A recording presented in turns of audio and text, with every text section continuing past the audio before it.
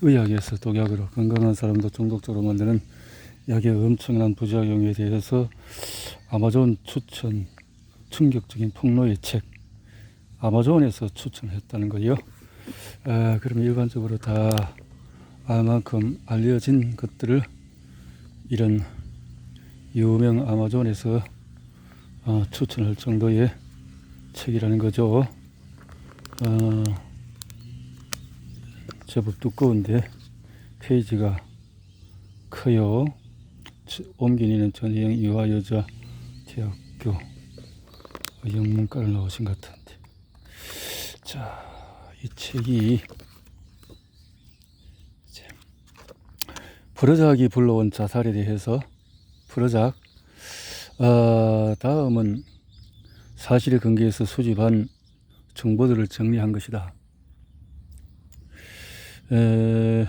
루이빌 켄터키주 1989년 9월 14일 조지프 웨스베커 인쇄 공장 직원이던 조지프는 실직을 당하자 전 회사인 스탠다드 그라비르의 자동소총 AK-47을 들고 들어가서 동료를 모두 죽이고 자살했다.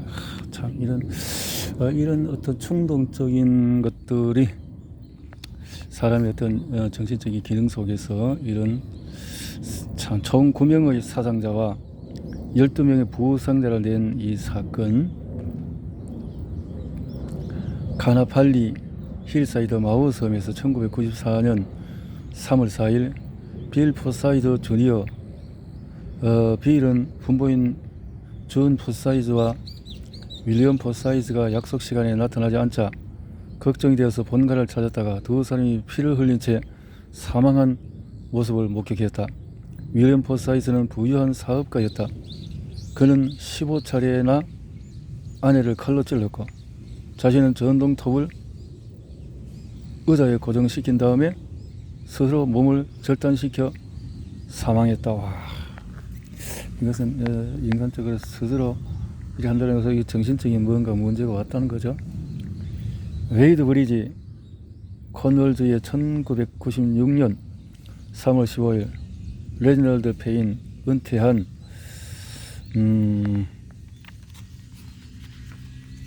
교사로 부인 셀리의 얼굴을 쿠션으로 눌러서 질식사시켰다. 그런 다음에 아들에게는 절대 침실에 들어오지 말라는 쪽지를 냉장고 앞에 붙여놓고 자신은 60m 높이의 절벽에서 뛰어내렸다. 참,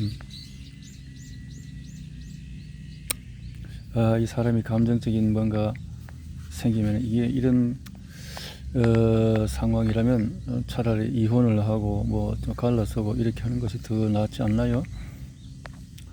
오버랜드 파크 텍사스주에 1997년 7월 27일에 밤 11시 30분에 매튜 밀리는 13세 청소년 매튜는 그만 자러 가라는 아버지의 말에 신경질을 내면서 문을 꽝 닫았다.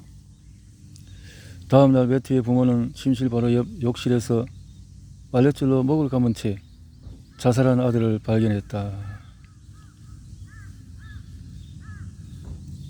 참, 이래 질레트 와이오밍주의 1998년 2월 도널드 쉘, 많은 이들에게 존경을 받던 60세의 노인 도널드는 아내 리타와 딸 데보라, 9개월 된 손녀딸 세 사람의 머리에 총을 쏴서 죽인 다음에 자신도 근총 자살로 생을 마감했다. 참, 이것은 즉흥적인 문제죠. 콜럼바인 콜로라도주의 1999년 4월 20일 11월 11시 19분 18살짜리 고등학생 에릭 히리스와 딜란 클리볼트는 총을 소지한 채 학교에 들어가서 무차별 총격을 가했다. 13명의 거부가 사망하고 25명 이상이 중상을 입었다. 12시 18분에 두 사람은 학교 도서관을 점거한 뒤 서로 상대의 머리에 총을 쏘아 동반 자살을 했다. 인디애나폴리스 인디애나주의 2004년 2월 7일 트레시 존슨 19세 여대생은 학비가 필요해서 제약회사 엘리릴리의 임상실험에 참여했으나 연구소의 욕실 샤워기에 스카프로 목을 매달아 자살했다. 바이온 뉴저지 2004년 6월 22일 에미리 바드론 24세의 젊은 엄마는 생후 10개월 된 딸을 분홍색 돼지 인형으로 질식시켰다. 그런 다음에 고기 자를 때 쓰는 칼로 가슴 부위를 잘라 사체를 절단하기까지 했다. 이건 보통 정신적인 장난이다.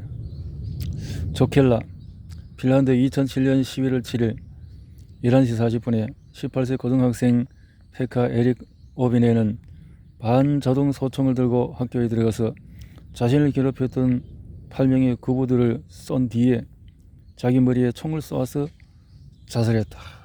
사회관계가 안 된다는 거죠. 디켈브 일리노이주에서 2008년 2월 14일 낮 3시 5분에 스티븐 카즈미 에릭 자크는 27세 노던 일리노이 대학을 다니던 대학원생이었다. 대형 강의실 101호에 레밍턴 스포츠맨 48가 9mm 글록 소총을 소지하고 들어가서 무차별 총격을 가했다.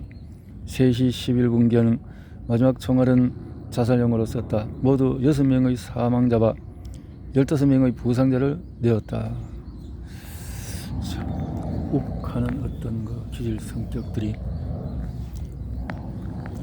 자존감을 망가뜨리는 상대에 대해서 이렇게 또 무차별. 이 같은 끔찍한 사건의 배경에는 두 가지 공통점이 있다. 첫째, 평소 이들은 너무나 평범한 사람이어서 이런 일을 저지를 것이라고는 전혀 예상하지 못했다는 점이다. 둘째는 이들은 모두 항우울제를 복용한 경험이 있었다. 세로토닌의 양을 조절하는 항우울제 또는 세로토닌과 노르아드레날린의 양을 조절하는 항우울제를 복용했다. 그 우울제를 복용하는 중에서 예를 들어서 프로작, 저로푸트, 박실, 프랑스에서는 데록사트로 판매를 하고 우르복스, 신발타, 특히 도널드 쉘의 경우에는 사망하기 이틀 전부터 박실을 복용하기 시작했다. 도널드 쉘과 불쌍한 동료들만 항우울제의 희생자가 된 것이 아니다. 1980년대 말 엘리 릴리의 프로작 이 시장이 출시된 이래 전 세계 수천만 명의 사람들이 항우울제를 복용하기 시작했다. 미국의 경우에 2005년에서 2008년 사이에 항우울제 복용량은 400% 증가했다. 12세 이상의 미국인 10명 중에서 1명꼴로 항우울제를 복용한 적이 있을 정도다. 심지어 10년 이상 항우울제를 복용하고 있는 미국인이 전체 복용자 중에서 14%를 차지했다. 세로토닌의 양을 조절하는 항우울제는 제약산업의 역사에 길이 남을 정도로 큰 성공을 거두었다. 이에 프로작을 따라한 모방 제품들이 계속 출시되었다. 단순한 불안증에서부터 만성 통증에 이르기까지 다양한 용도의 항우울제가 팔렸다. 담배를 끊고 싶어하는 사람들에게 효과를 발휘하는 항우울제까지 생겼을 정도다. 프로작과 프로작을 모방한 그와 비슷한 약품들이 인기를 얻게 된 이유는 초반에 부작용이 나타나지 않았기 때문이다. 1세대와 2세대 항우울제에서 나타난 부작용이 발견되지 않은 점이 한몫을 했다.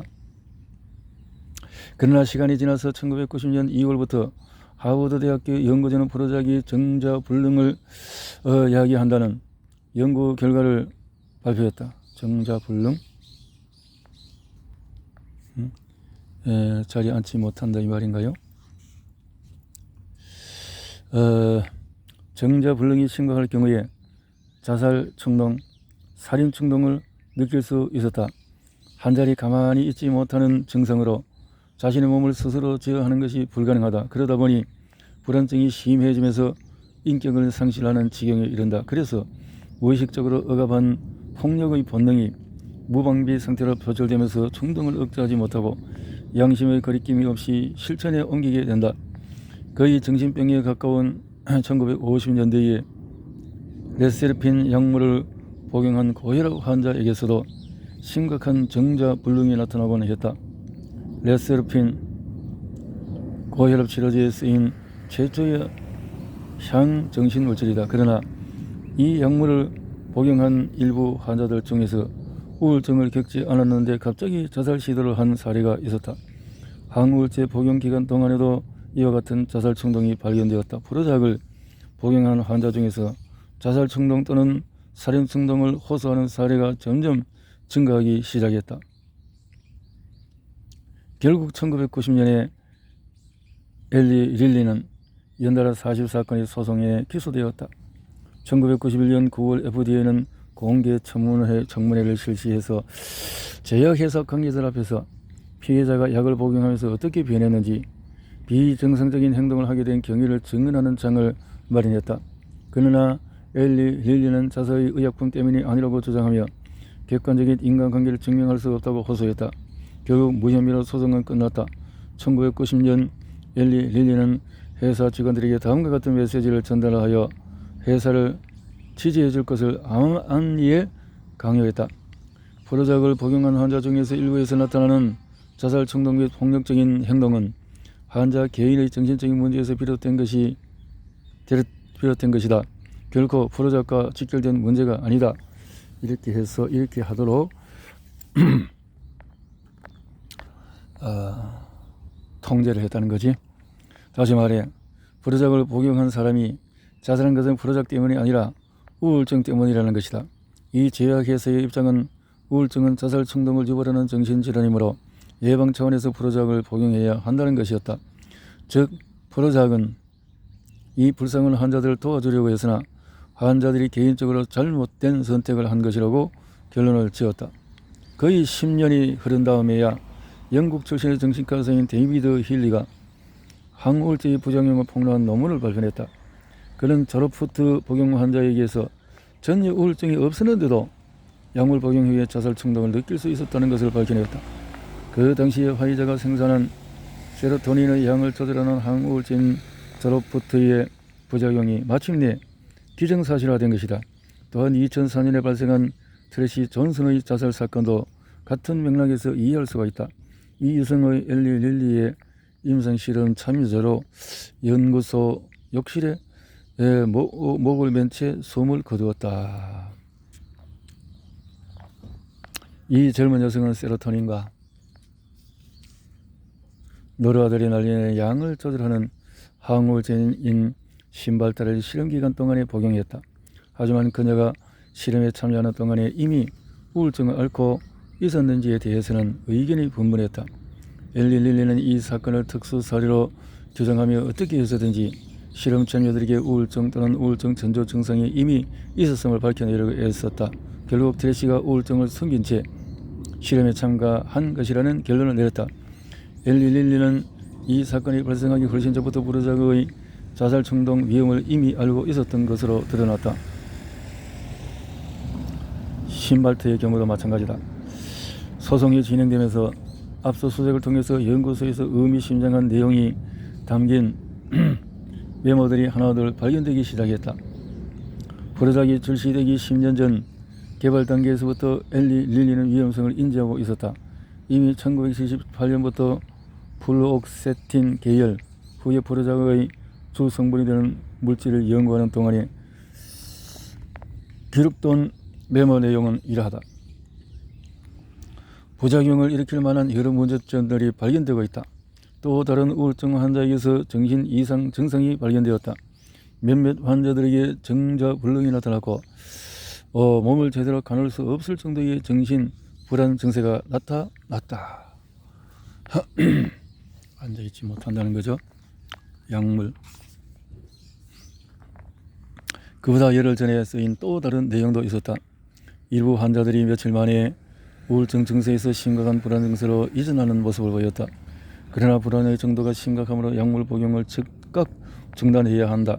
앞으로 실행될 연구에서 불안 증세를 완화하기 위해 다른 물질인 벤조디아제핀 진정제의 일정을 투여하기로 한다.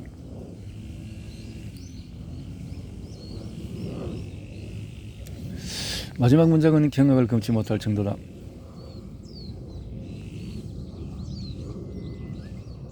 우울증에서 불안 증세.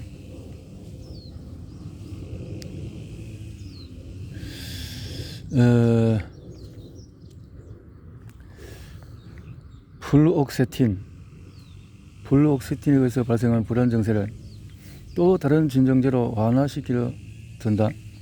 벤조디아제핀은 그 당시에 릴리가 개발할 계획이던 약물 중에 하나였다. 차후에 프로작이 된 의약품에 들어간 성분이 구체적으로 무엇인지 이 내용만으로는 전혀 알 수가 없다. 기존의 플루옥세틴일 수도 있고 벤조디아핀제일 수도 있다. 그러나 프로작이 기존의 불안 증세를 치료하는 벤조디아제핀의 약물의 대체물로 출시된 이상 프로작에 또 벤조디아제핀을 쓸 수는 없었을 것이다. 결국 엘리 릴리는 독일 식품의약국의 자사에서 개발한 의약품의 정식 승인을 요청했다.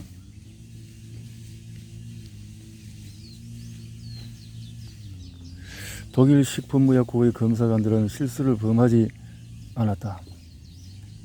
이들이 1984년 5월 24일 엘리 릴리에게 보낸 공문을 보면 다음과 같은 내용을 확인할 수가 있다. 프로작의 임상 실험을 위해서 약을 복용한 환자 중에서 16명이 자살을 시도했고 그 중에 2명은 사망했다. 자살 위험이 있는 환자를 실험실에서 배제했다면 이 비율은 프로작의 임상 실험 중간에 자살 충동이 갑자기 생겼음을 의미한다. 자살 충동. 독일 식품의약국은 플루옥세틴이 들어간 이 약의 정식 승인을 거절했다. 자살 리스크가 너무 높다는 이유였다. 식품의약국 플루옥세틴. 그날 엘리 릴리는 포기하지 않고 수차례나 식품의약국의 문을 두드렸다. 엘리 릴리가 생생하는 다른 항우울제보다 유독 프로작의 자살 위험도가 3에서 5배 높다는 것을 이 제약회사도 내부 실험으로 잘 알고 있었다. 그런데도 어떻게 해서든 정부의 정식 승인을 얻어내려고 길을 썼다. 엘리 릴리의 독일 지사는 프로작의 자살 충동과 관련된 자료들을 최대한 감추는 데 신경을 곤두세웠다. 엘리 릴리 독일 지사의 이사였던 클로드 부시는 1990년 11월에 쓴 메모를 보여주며 자신의 입장을 호소했다. 동료인 한스 베버가 이 의약품의 출시와 관련해서 의학적인 문제가 있다고 했다. 걱정부터 앞섰다. 독일 식품의약국을 비롯해서 법원의 판사와 기자에게 그리고 가족에게 어떻게 수행해야 할지를 갈피를 잡을 수가 없었다. 특히나 자살 리스크, 자살 충동과 관련된 의혹에 대해서는 무슨 말을 해야 할지 몰랐다. 개인적인 생각으로는 어떤 의약품의 부작용을 정확히 파악할 수 있는 시스템이 과연 존재하는지 의문이다. 기존 시스템을 믿는 사람들에게 과연 그렇게 맹신할 수 있는 것인지 자문해보라고 말하고 싶다. 의사가 처방해준 약을 과하다 복용하면 당연히 자살 충동 같은 위험한 부작용이 생길 수밖에 없다. 환자가 자살하고 싶다는衝動을 느낄 경우에 의사는 보통 그 환자에게 우울증을 진단하기 마련이다. 엘리 릴리의 계속된 변명이 통한 것일까?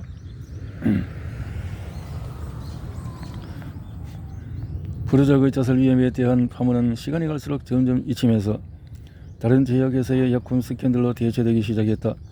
세로토닌의 양을 조절하는 다른 항우울제를 제조한 제약회사가 주목을 받았는데 대표적인 예가 스미스클라인 비첨 데럭사트였다. 이 약의 효능을 알아보기 위해서 어린 이와 청소년을 대상으로 연구가 진행이 되었다. 이번에는 부작용이 자살 충동에서 불안증으로 바뀌었다. 또 정자불능을 호소해서 약물 치료를 중단한 환자들은 실험의 교율을 지키지 않아서 정도의 하차한 참여자로 처리했다. 글락소스미스클라인 이 박실 데럭사트의 효능을 화이자가 졸업 후 뒤의 효능을 인정받기 위해 사용한 또 다른 전략은 바로 플라시보 효과. 그룹에 참여한 사람들의 경우에만 특별히 실험 참여 전후 일어난 자살 리스크를 기록에 포함시킨 것이다. 해당 약품을 복용하는 그룹보다 리스크 확률이 더 높게 나오도록 유도한 셈이다. 글락소스미스클라인은 플라시보 효과 그룹에 있던 참가자에게 해당 실험이 끝난 후에 프로작을 복용시켰다. 그런 다음에 자살衝動을 느끼면 그 결과를 당연하다는 듯 플라시보 효과 그룹의 리스크에 포함시킨 식으로 결과를 조작했다.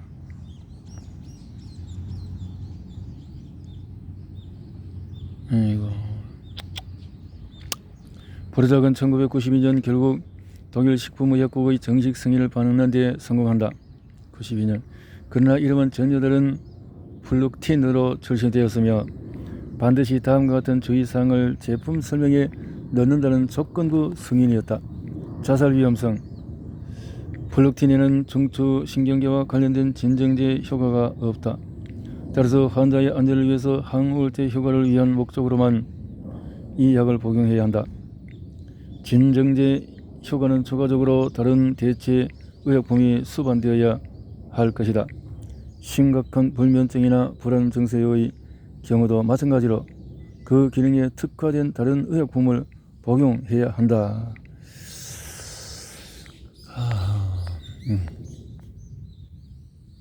자살 위험성. 미국과 기타 여러 나라에 이 같은 주의사항이 엄격히 적용되었다면 지금까지도 조지프 웨스베커, 윌리엄 포사이서, 매튜 밀러 같은 피해 환자들은 생존했을 것이다. 진정제 효과가 없는 플룩틴. 진정제. 엘리 릴리는 독일 식품의약국을 상대하면서 겪은 여러 어려움을 교훈 삼아 미국에까지 정식 승인을 요청했다. FDA를 비롯한 다른 나라의 위생당국은 프로작의 정식 승인을 일단 유보했지만은 엘리 릴리는 이 의약품이 독일 식품의약국의 심의를 통과한 것이라며 다른 나라의 의약국의 부작용과 관련된 자료들을 추가 자료로 덧붙여 보냈다. 이 보고서에는 실험 참여자가 보인 불안 증세는 우울증을 완화시키기 이전부터 있었던 것이므로 자살 리스크가 올라간 것은 불가피했다라고 적혀 있었다. 엘리 릴리는 이 약품의 자살 리스크에 대한 독일 식품의약품의 평가 내용을 FDA가 보더라도 별로 지장이 없을 것으로 판단했다. 문제를 확대 해석하고 심각하게 파헤친 것이 아니기 때문에 이 정도는 문제가 없을 것으로 여겼다. 오히려 회사 내부의 평가가 사태의 심각성을 적나라하게 드러냈다. 1987년 12월 회사 내부에서 발견된 메모에는 이렇게 적혀 있었다고 한다. 독일 식품의약국은 객관적으로 도저히 받아들이기 힘든 부작용으로 규정하지 않았다. 그러므로 독일 식품의약국이 평가한 내용을 FDA에 보내도 될 것으로 판단된다. FDA도 부작용에 대해서 문제 제기를 하지 않았다. 우리는 독일 식품의약국에서 정식 승인 요청에 필요한 모든 자료를 넘겨받았다. 독일 식품의약국이 해당 의약품을 정식 승인한 마당에 FDA의 결정에 부정적인 영향을 미칠 가능성은 매우 희박하다고 본다. 이렇게요. 때때로 우리는 별것 아닌 이유로 소중한 생명이 사라지는 것을 목격하곤 한다. 결국 1987년 12월 말에 프로작은 미국 시장에서 정식 승인을 얻는 데 성공한다. 엘리 릴리를 비롯해서 세로토닌의 양을 조절하는 항우울제를 생산하는 다른 제조업체들은 거의 15년 동안 자살 충동 기계로 불릴 만한 약품의 위험성을 애써 부인해 왔다. 회사 연구소에서 실시한 실험 결과 리스크가 확인되었지만 감추는 데 급급했다. 2002년의 10월에 글락소스미스클라인의 대변인 엘러스테어 벤바우는 한 영국 TV 방송에 출연해서 다음과 같은 내용을 당당히 주장했다. 만약에 우리가 데럭사트 확실을 어린이들에게 처방해야 한다면 어쩔 수 없이 그래야 하지 않을까? 실제로 전체 아동의 2%, 청소년의 4%가 우울증을 앓고 있다고 한다. 그러다 보니 청소년들 사이에서 자살 충동이 높을 수밖에 없다. 우리 회사의 의약품은 그것을 필요로 하는 환자들을 위해서 만들어진 것이다. 항우울제가 절실히 필요한 환자 중에는 아직 성인이 안 된 미성년자들이 분명히 있다. 게다가 자살은 청소년 사망 원인의 3위에 기록될 정도로 매우 심각한 수준이다. 올해 미국에서 270만 개의 항우울제가 12세 미만의 아동에게 처방되었고 8,100만 명의 청소년들이 항우울제를 복용했다. 2004년이 되면서 수많은 소송과 수사가 진행이 되었고 기자와 전문가들의 항의가 빗발쳤다. 그 중에는 데이비드 힐리도 있었다. 결국 FDA는 항우울제 제조업체에게 반드시 제품 설명서에 자살 리스크에 대한 주의사항을 기재할 것을 법적으로 의무화시켰다. 특히 아동과 청소년에게 자살 시도, 자살 충동을 불러일으킬 수 있다는 점을 강조했다. 한해전 영국 식품의약국은 미성년자에게 항우울제를 처방하는 것을 위법 행위로 규정해서 의사들을 집중 단속했다. 2007년이 되면서 식품의약국은 특히 18에서 24세 청년 복용자에게서 부작용이 발생할 확률이 높다는 점을 강조했다.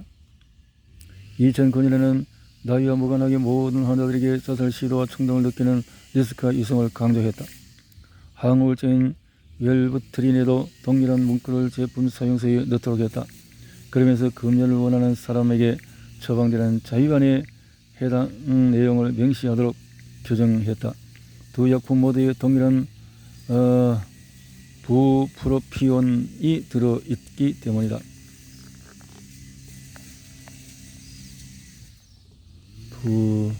당신의 세로토닌의 양을 조절하는 항우울제들의 특허 기간이 거의 만료에 이른 시점이었다. 이야, 이 프로작은 1999년 만료. 제약회사들은 운 좋게도 항우울제 판매로 많은 돈을 벌 수 있었다. 하지만 부작용으로 얼마나 많은 사람들이 목숨을 잃었겠는가. 자살로 죽은 사람들이 대부분이었다. 그게 아니라면 좀비한테 잡아먹겠는가. 아니면 교통사고로 즉사한 것이었겠는가. 인터넷 사이트에 출석하면 세로토닌의 양을 조절하는 항우울제의 부작용으로 스스로 목숨을 끊거나 살인을 저지른 4,800건의 사례를 검증할 수가 있다. 하지만 이는 미디어 매체에 공연된 수치일 뿐 모든 사례를 집계한 것은 아니다. 항우울제로 자살하거나 타인을 죽인 사람들은 그보다 더 많을 것이다. 또 죽거나 죽이지 않았더라도 불행한 삶을 사는 사람이 얼마나 많았겠는가. 제약회사에 소속되지 않고 독립적으로 역학관계를 연구하는 데이비드 힐리는 2004년에 프로작을 복용한 4천만 명 중에서 4만 명이 자살한 것으로 추정했다. 만약에 이 수치가 정확하다면 인류 역사상 소리 없는 대학살이 일어난 것과 같다. 심지어 이 수치는 프로작 복용자만 다룬 것뿐이다. 약을 복용한 사람들은 이 약이 그 정도로 위험할 것이라고는 상상조차 못했다. 그러니 당연히 걱정 없이 편한 마음으로 복용했을 것이다. 생각해보라. 광활한 숲에서 나무 한 그루가 쓰러졌고 아무도 그 소리를 듣지 못했다. 하지만 그렇다고 그 나무가 쓰러지지 않았다고 말할 수 있을까? 예, 그렇네요. 이라크 전쟁터를 연상시키는 프로작과의 싸움. 최근 시설된 통계에 따르면 1999년에서 2012년 사이에 미국의 자살자 수는 31%나 증가했다. 이런 경이로운 증가율의 직접적인 원인을 지적하기는 어렵겠으나 그래도 바쁜 현대인들에게는 스트레스로 인한 우울증 증가가 가장 유력한 용의자가 아닐까 싶다. 그만큼 항우울제의 복용자 수도 증가했을 테고 그 결과가 자살로 이어진 것은 아닌지 가정해 볼 수가 있다. 자살률이 가장 높은 집단을 조사해보니 공교롭게도 이라크와 아프가니스탄에 파견나간 군부대가 뽑혔다. 베테랑 군인들 중에는 베트남 내전 또는 1차 걸프 참전 용사들도 있었다. 전쟁터에 나갔다가 고용으로 돌아온 젊은 군인들도 예외는 아니었다. 나이에 상관없이 전반적으로 자살률이 증가하는 추세여서 언론 매체는 자살을 마치 현대의 전염병처럼 다루기까지 했다. 2007년에서 2012년 동안 미국의 자살률은 22% 증가했다. 2012년 한 해 동안에는 평균 하루에 1명꼴로 참전 군인이 자살을 했고 퇴역한 베테랑 군인은 하루에 약 18명이 사망할 정도였다. 거의 매 80분마다 전투에 참가했거나 참가 중인 군인이 스스로 목숨을 끊었습니다. 상황이 이렇다 보니 자살자 수는 1.5일에 1명이 사망하는 전쟁터의 전사자 수보다도 더 많았다. 이러한 대재앙과도 같은 비극을 설명하는 이유 중에서 가장 설득력 있는 것은 바로 전쟁터에서 군인들이 받는 스트레스와 퇴역 후의 외상성 증후 트라우마로 인한 스트레스다. 전문가들의 소견에 따르면 전쟁터에서의 참혹한 잔상을 목격한 현직 군인과 퇴역 군인들은 일반인보다도 우울증에 빠질 가능성이 훨씬 높다고 한다. 그래서 군의관은 군인들에게 세로토닌의 양을 조절하는 항우울제를 처방해 주곤 한다. 오늘날 군인 중 약 6%가량이 항우울제를 복용한 경험이 있다고 하는데 이 수치는 2005년과 비교하면 8배나 높다.